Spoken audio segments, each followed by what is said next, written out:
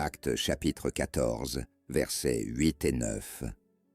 Il y avait à Lystre un homme, assis depuis sa naissance, incapable de marcher, boiteux des pieds, qui n'avait jamais pu faire un pas. 9. Il entendit Paul parler, et quand il le regarda, il alla vu qu'il avait la foi pour être guéri. Commentaire. Dans ce récit, Paul et Barnabas étaient à Lystre lors d'un de leurs voyages missionnaires pour prêcher l'Évangile. Voici quelques points clés à propos de ces versets. La condition de l'homme aveugle de naissance. Le verset décrit un homme boiteux de naissance et incapable de marcher.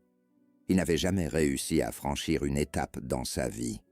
Cette condition physique le rendait complètement dépendant des autres pour sa subsistance. Entendre parler de Paul.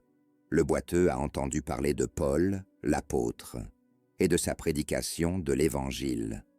Cela suggère que le message de Paul se répandait et attirait l'attention des habitants de Lystre.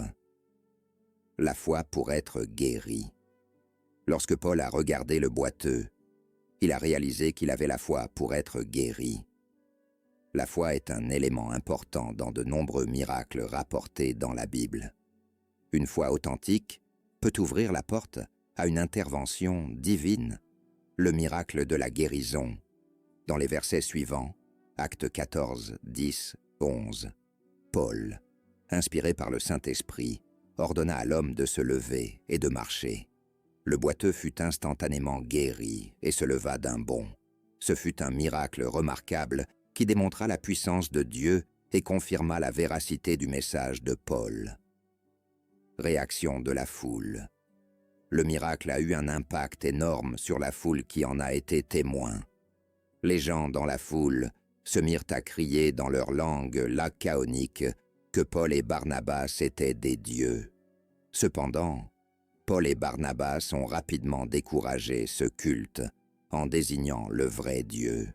Cet événement illustre la manière dont Dieu a opéré des miracles par l'intermédiaire des apôtres pour authentifier le message de l'Évangile et attirer les gens à la foi en Jésus-Christ. Il souligne également l'importance de la foi dans la guérison divine et la manière dont Dieu peut utiliser des instruments humains pour accomplir son œuvre dans le monde.